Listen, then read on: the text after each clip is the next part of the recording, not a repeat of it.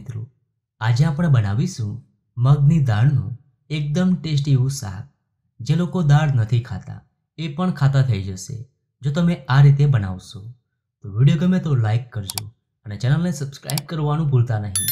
તો ચાલો હવે બનાવીએ। તો પેનમાં ઉમેરીશું 3 ટેબલસ્પૂન તેલ। હવે તેલ ગરમ થાય એટલે તેમાં ઉમેરીશું અડધો ટીસ્પૂન રાઈ અને હવે રાઈને ફૂટવા દઈએ। તો રાઈ ફૂટી ગઈ છે। હવે તેમાં ઉમેરીશું અડધો ટીસ્પૂન જીરું, અડધો કપ સ્પ્રિંગ ઓનિયન અને હવે મિક્સ કરી દઈએ અને સોફ્ટ થાય ત્યાં સુધી થવા દઈએ।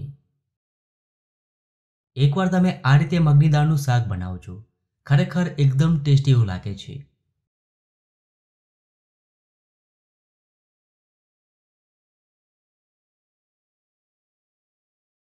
તો ડુંગળી સોફ્ટ થઈ ગઈ છે। હવે તેમાં મસાલા ઉમેરી દઈએ। તો અડધો ટીસ્પૂન હળદર, 1 ટીસ્પૂન ધાણા જીરું પાવડર અને 1 ટીસ્પૂન કાશ્મીરી મરચું ઉમેરી મસાલાને એકદમ સારી રીતે મિક્સ કરી દઈએ।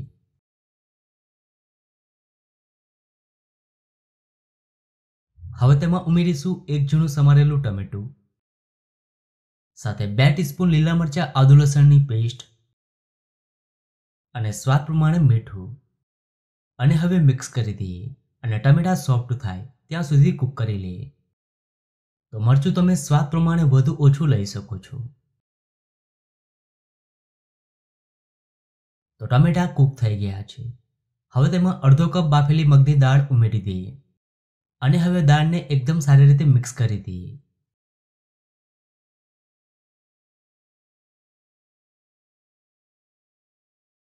હવે તેમાં ઉમેરીશું થોડું પાણી અને હવે મિક્સ કરી દઈએ અને 1 મિનિટ મસાલા સાથે કૂક કરી લઈએ।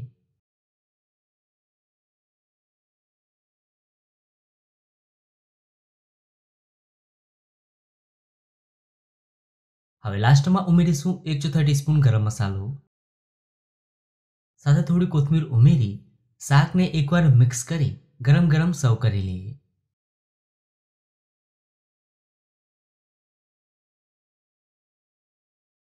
તો ખાવાની મજા પડે તેવી ખૂબ જ સરસ મગની દાળ બનીને તૈયાર છે। ખૂબ જ સરસ દાળ બની છે। તો તમને આ મગની દાળની રેસીપી કેવી લાગી? જો રેસીપી ગમી હોય તો વિડીયોને લાઈક અને શેર કરજો।